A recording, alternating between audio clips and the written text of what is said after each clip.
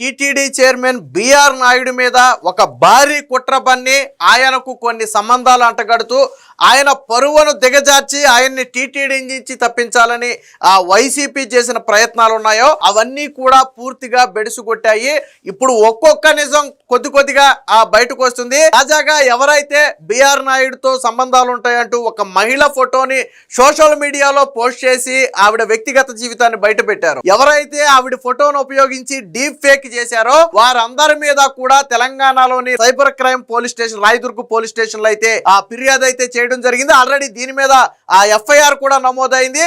స్వయంగా ఆవిడే return complaint ఇవ్వడంతో పాటు కొన్ని సోషల్ మీడియా అకౌంట్ పేర్లను కూడా, అంటే ఎవరైతే ఎక్కువగా దీన్ని విష ప్రచారం చేస్తున్నారో వారి పేర్లతో పాటు మరికొన్ని అకౌంట్లు ఎవరైతే ఈ కంటెంట్ ని పోస్ట్ చేశారో వారి మీద కూడా చర్యలు తీసుకోవాలని కంప్లైంట్ ఇవ్వటం, దానికి సంబంధించినటువంటి ఆధారాలన్నీ కూడా ఆవిడ సమర్పించడంతో వెంటనే కేసు కూడా కట్టారు. సెక్షన్లు కూడా కొంచెం సివియర్ సెక్షన్లే కట్టారు. ఎందుకంటే ఒక మహిళ వ్యక్తిగత జీవితాన్ని బయట పెట్టడంతో పాటు మార్ఫింగ్ అనేది చాలా తీవ్రమైనటువంటి నేరం. ఒక రకంగా ఏంటంటే నాన్ బెయిలబుల్, అరెస్ట్ అయ్యే అవకాశమే ఎక్కువ ఉంది. సో దీనికి 3 ఏళ్ల నుంచి 5 ఏళ్ల వరకు జైలు శిక్ష పడే అవకాశం కూడా ఉంది ఇది గన నిరూపించగలిగితే. అదే సమయంలో డీప్ ఫేక్ వీడియో అనేది కూడా చాలా తీవ్రమైనటువంటి క్రైమ్. ఒక ఉమెన్ కి సంబంధించి ఇతర అలిగేషన్స్ అంటగడుతూ చేసినటువంటి ఈ డీప్ ఫేక్ అనేది కూడా చాలా సీరియస్ అఫెన్స్ గా మారుతుంది. ఏదేమైనా మొత్తంగా ఆవిడ ఎప్పుడైతే వచ్చి ఫిర్యాదు చేసిందో చాలా వరకు వారు పోస్టులు అయితే డిలీట్ చేశారు. వాస్తవానికి ఇది 100కు 100% డీప్ ఫేక్. డీప్ ఫేక్ అంటే ఏంటంటే కొన్ని దగ్గర ఇమేజ్లను ఉపయోగించుకుని, ఫర్ ఎగ్జాంపుల్ పక్కన నుంచున్నా కానీ దాన్ని కౌగిలించుకున్నట్టుగా చేయొచ్చు, మాట్లాడుకుంటే దాన్ని ముద్దు పెట్టుకున్నట్టుగా చేయొచ్చు. సో ఈ రోజుల్లో డీప్ ఫేక్ టెక్నాలజీ చాలా ఎక్కువ వచ్చేసింది. సో అలాగే ఆ ఫోటోలను ఉపయోగించి మన బిఆర్ నాయుడు గారు చెప్పింది కూడా అదే.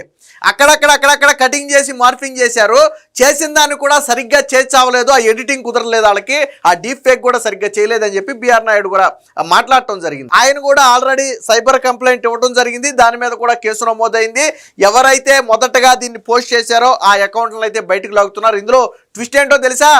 మొదటగా పోస్ట్ చేసినటువంటి 3 అకౌంట్లలో కూడా పోస్టులు డిలీట్ చేశారు. మొట్టమొదటిగా దీన్ని కెనడా, ఆస్ట్రేలియా నుంచి మెయింటైన్ చేస్తున్నటువంటి కొన్ని అకౌంట్లలో పోస్ట్ చేశారు. దానికి సంబంధించి ఆల్రెడీ ఆవిడ కంప్లైంట్ లో కూడా రాసింది. ఎవరైతే ఆస్ట్రేలియా, కెనడా నుంచి ఈ అకౌంట్లు రన్ చేస్తున్నారో వాళ్ళు మొదటగా పోస్ట్ చేసి అందరూ డౌన్లోడ్ చేసుకున్న తర్వాత దాన్ని డిలీట్ చేశారు. అంటే వాళ్లకు అంటకుండా, మట్టి అంటకుండా వాళ్ళు వెంటనే డిలీట్ చేసుకున్నారు. బట్ అప్పటికే లింకులన్నీ కూడా సేవ్ చేసి ఉన్నాయి. బట్ ఇప్పుడు ఏంటంటే ఆ లింకులు డిలీట్ అని వస్తుంది, అందులో పోస్టులు కనపట్ల. వాళ్ళు వితిన్ హాఫ్ అన్ అవర్ 1 అవర్లోనే డిలీట్ చేశారు. ట్విస్ట్ ఏంటో తెలుసా? ఈ వీడియో రావటానికంటే ముందే బిఆర్ నాయుడుకి సంబంధించినటువంటి విషయాలు బయటకు వస్తున్నాయని చెప్పి సటైరికల్ గా కొంతమంది వైసీపీ వాళ్ళు పోస్టులు కూడా పెట్టారు. మరి వీళ్ళకి ఎలా తెలుసు? అది అనూహ్యంగా బయటకు వచ్చిన వీడియో అయ్యి ఉంటే ముందు రోజు, అంటే ఈరోజు నైట్ 10-11 గంటల సమయంలో బయటకు వచ్చింది అనుకుంటే సాయంత్రం 5-6 గంటల సమయంలోనే రెడీగా ఉండండి అని చెప్పి కొంతమంది పోస్టులు కూడా పెట్టారు. అంటే ఒక ప్రీ ప్లాన్డ్ ఈ వీడియో వీళ్ళు రెడీ చేస్తున్నారు కాబట్టి వాళ్ళకు దాని గురించి తెలుసు కాబట్టే దీన్ని పెట్టారు. బట్ దీన్ని బిఆర్ నాయుడు కూడా చాలా సీరియస్గా తీసుకోవడం జరిగింది. అదే సమయంలో ఎవరి మీద అయితే ఒక మహిళ మీద ఎలిగేషన్ చేశారో ఆ మహిళ కూడా దీన్ని సీరియస్గా తీసుకోవడంతో ఇప్పుడు ఆల్రెడీ కంప్లైంట్ అయితే పెట్టడం జరిగింది. చాలామంది సోషల్ మీడియాలో, ముఖ్యంగా ఫేస్బుక్లో ఈ పోస్టులు అయితే డిలీట్ చేశారు. ఎందుకంటే మెటా చాలా సీరియస్గా రియాక్ట్ అవుద్ది. అందుకని వెంటనే ఏం చేశారంటే ముందు ఫేస్బుక్లో డిలీట్ చేశారు. ఇంకేదన్నా కొద్ది గొప్ప పోస్టులు ఉంటే ఒక ఇందులో మాత్రమే ఉండాలి, ట్విట్టర్లో మాత్రమే ఉండాలి. ఎందుకంటే దాంట్లో చర్యలు అనేవి కొద్దిగా డిలేగా ఉంటాయి. యూట్యూబ్ కావచ్చు, ఫేస్బుక్ కావచ్చు, ఇన్స్టాగ్రామ్ కావచ్చు, దాదాపుగా వీటన్నిటిలో కూడా ఆ పోస్టులన్నీ కూడా డిలీట్ చేసినట్టుగా తెలుస్తుంది. సో ఆవిడ ఏం కంప్లైంట్ ఇచ్చారనేది కూడా ఒకసారి మన దగ్గర ఎఫ్ఐఆర్ కాపీ ఉంది. ఏం సెక్షన్లు పెట్టారు, ఎవరి మీద ఉందనేది ఒకసారి చూద్దాం. సో ఇదే ఎఫ్ఐఆర్ కాపీ మనం చూడొచ్చు. ఫస్ట్ ఇన్ఫర్మేషన్ రిపోర్ట్ అని చెప్పి ఇచ్చారు. ఇక్కడ సైబరాబాద్ డిస్టిక్ రాయదుర్గం పోలీస్ స్టేషన్లో అయితే ఈ కంప్లైంట్ అయితే లాడ్జ్ చేశారు. దానికి ఎఫ్ఐఆర్ నెంబర్ 244/2026 అని చెప్పి డేటు 2వ తారీఖు మార్చి 2026. సో సెక్షన్లు కూడా కొంచెం సివియర్ సెక్షన్లో పెట్టినట్టుగా అయితే మనకు తెలుస్తుంది. 319, 335, 353 బిఎన్ఎస్ యాక్ట్తో పాటు 66C, 66D, 67 ITA. సో ఈ 3 సెక్షన్లు 66, 67 అనేవి ఈ సెక్షన్లు ఏవైతే ఉన్నాయో ఇవి కొంచెం సీరియస్ ఎలిగేషన్స్ ఉన్నటువంటి సెక్షన్లు. ముఖ్యంగా ఉమెన్కు సంబంధించి ఫేక్ చేయడం కావచ్చు, వాళ్ళ పరువుకు భంగం కలిగించడం కావచ్చు, దానికి సంబంధించినటువంటి ప్రధాన సెక్షన్లు ఈ సెక్షన్లు కన్నా కోర్టు సీరియస్గా తీసుకుంటే, అంటే అది ఫేక్ అని నిరూపించబడితే మాత్రం దాదాపుగా 3 ఏళ్ల నుంచి 5 ఏళ్ల వరకు జైలు శిక్ష కూడా పడే అవకాశం ఉంది ఈ సెక్షన్లకని కూడా చాలామంది చెప్తున్నారు. సో కంప్లైంట్లో ఏం రాశారు అనేది కూడా మనం ఇక్కడ చూడవచ్చు. ఇక డీటెయిల్ అంటే డేటు టైం అన్నీ కూడా ఇక్కడ మెన్షన్ చేశారు. ఏం రిటర్న్ కంప్లైంట్ ఇవ్వడం కూడా స్వయంగా ఆవిడే స్టేషన్కి వెళ్ళి రిటర్న్ కంప్లైంట్ అయితే ఇచ్చారు. దానికి సంబంధించి ఇక్కడ చూడొచ్చు. అలాగే కింద కంప్లైంట్లో ఏముందో ఒకసారి చూద్దాం. సో ఆల్రెడీ దీన్ని కోర్టుకు కూడా పంపడం అయితే జరిగింది పోలీసులు. సో పోలీసులు ఇక్కడ డేట్ వేసి రాశారు. So received a complaint from Tadepalli Indulekha అని చెప్పి వాళ్ళ డీటెయిల్స్తో ఒకటి రాశారు.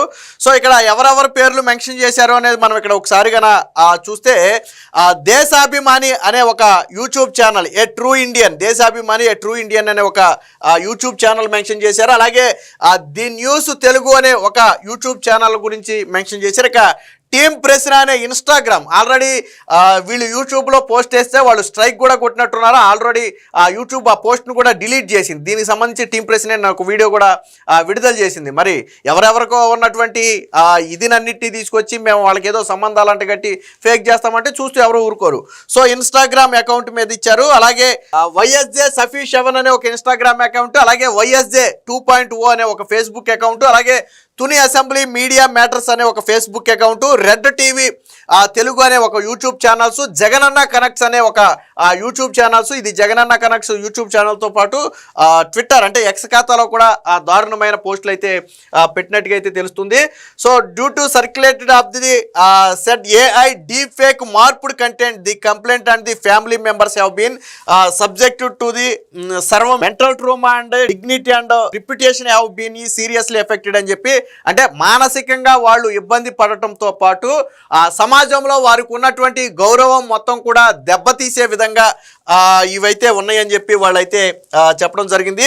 సో దీనికి సంబంధించి పోలీసులు కన్క్లూజన్ ఇవ్వడం, దీన్ని ఆల్రెడీ ఇన్వెస్టిగేషన్ స్టార్ట్ చేసినట్టుగా కూడా పోలీసులు అయితే చెప్తున్నారు. ఎప్పుడైతే ఇది డీప్ ఫేక్ అని చెప్పి బిఆర్ నాయుడు బయటకు వచ్చి నేను దీని మీద సీరియస్గా వెళ్తాను, లీగల్గా వెళ్తాను, ఎవరిని కూడా వదిలిపెట్టను, పైగా దీని వెనక ప్రోత్సహించిన వారిని కూడా బయటకు లాగుతానని చెప్పి ఎప్పుడైతే మన బిఆర్ నాయుడు వీడియో బయట పెట్టి మాట్లాడటం జరిగిందో, ఆయన మీడియా ముందుకు వచ్చి మాట్లాడటం జరిగిందో, దాంతో చాలామంది భయపడి ఏంటంటే పోస్టులు డిలీట్ చేశారు.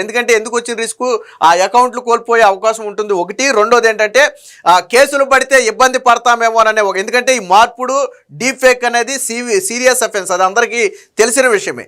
కాబట్టి ఎలాగా వైరల్ అయింది కాబట్టి అని చెప్పి చాలామంది డిలీట్ అయితే చేయడం జరిగింది. బట్ ఆల్రెడీ కొన్ని అకౌంట్స్ మీద స్వయంగా ఆవిడే కంప్లైంట్ రాసి ఇవ్వడం జరిగింది. దీని మీద ఇన్వెస్టిగేషన్ కూడా ప్రారంభమైంది. అయితే మొదటగా ఎవరైతే కెనడా లేదా ఆస్ట్రేలియా లాంటి ప్రాంతాల్లో ఉన్న వాళ్ళు ఇచ్చారో దాన్ని ఇక్కడ కూడా రాశారు, unknown individuals from foreign countries such as Australia and Canada.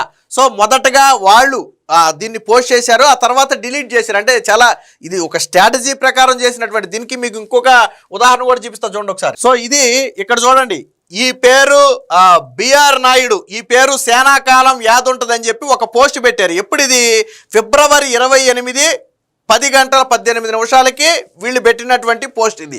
But అప్పటికి వీడియో రాలేదు. వీడియో అనేది 11 గంటల తర్వాత లేదా 12 గంటల సమయంలో, మిడ్ నైట్ సమయంలో వీడియో వచ్చింది. అప్పటికి వీడియో రాలా. కానీ వీళ్ళు ఏం చేశారు, బిఆర్ నాయుడు పేరు చాలా కాలం యాద్ ఉంటుందని మొట్టమొదటికి లాగా, అంటే మా దగ్గర కొన్ని వీడియోలు ఉన్నాయి మేము వదలబోతున్నాము, లేదా మా దగ్గర కొన్ని పోస్టులు ఉన్నాయి మేము పెట్టబోతున్నామని సింబాలిక్గా చెప్పడం కోసం ట్రోల్ చేసే విధంగా పెట్టినటువంటి పోస్ట్. తర్వాత ఇవన్నీ డిలీట్ చేశారు. తర్వాత ఇవన్నీ కూడా చాలామంది డిలీట్ చేశారు. దీంతోపాటు ఇప్పుడు మనం చెప్పుకున్న కెనడా, ఆస్ట్రేలియా అకౌంట్ల నుంచి పోస్ట్ చేసిన వాళ్ళు కూడా తర్వాత డిలీట్ చేశారు. ఇప్పుడు అసలు వాళ్ళ అకౌంట్లో బిఆర్ నాయుడు గురించి ఒక పోస్ట్ కూడా లేదు. ట్విస్ట్ ఏంటంటే ఒక్క పోస్ట్ కూడా బిఆర్ నాయుడు గురించి లేదు. అంటే మీకు దాన్ని బట్టి అర్థమవుతుంది వాళ్ళు రిస్క్ తీసుకోవట్లే ఎవరు. దీంతోపాటు ఇంకొకటే కూడా ఉంది, ఒకసారి మార్ఫింగ్ చూపిస్తాం మీకు. సో మీకు ఇక్కడ ఆ మహిళతో పాటు బిఆర్ నాయుడు కూర్చున్నట్టుగా ఒక పోస్ట్ని సోషల్ మీడియాలో వాళ్ళు తిప్పారు. మీకేంటి సంబంధం అని చెప్పి ఒక పోస్ట్ తిప్పారు. మీకు ఇక్కడ చిన్న లాజిక్ ఆలోచించండి. ఒక్కసారి ఈ సోఫా కలర్ చూడండి. సో ఇది ఒక లైట్ గ్రే కలర్లో ఉన్నటువంటి సోఫా ఇది. రెండోది ఇక్కడ సోఫా చూడండి, బిఆర్ నాయుడు సోఫా వదిలేసి ఇక్కడ సోఫా చూడండి. అంటే ఈ రెండు సోఫాలు ఒకటే కలర్ ఉన్నాయి కదా.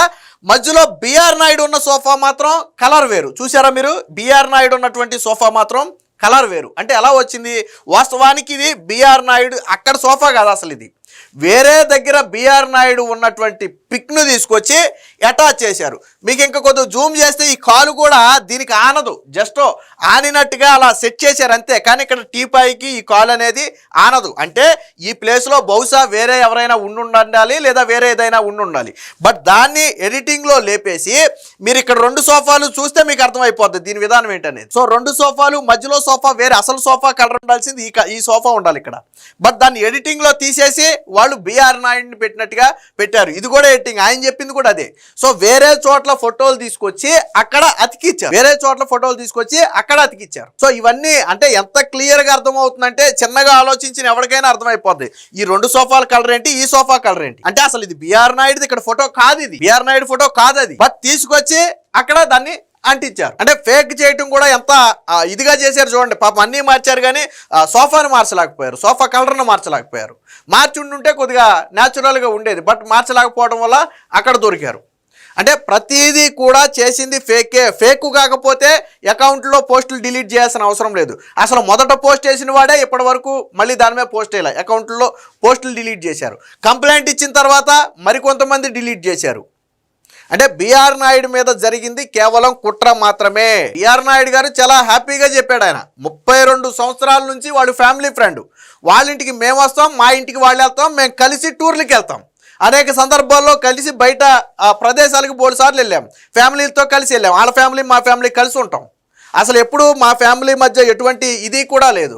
కానీ దాన్ని మిస్యూజ్ ఇప్పుడు వీళ్ళు బయట పెట్టిన ఫోటోలు కూడా 20 సంవత్సరాల క్రితం ఫోటోలు, ఇప్పుడు కాదు 20 సంవత్సరాల క్రితం ఫోటోలు. మరి ఎలా బయటకు వచ్చినాయో తెలియదు కానీ 20 సంవత్సరాల క్రితం షిరిడీ వెళ్ళినప్పుడు వాడి ఫోటోలు బయటకు తీసుకొచ్చి వాళ్ళు బయట పెట్టారు.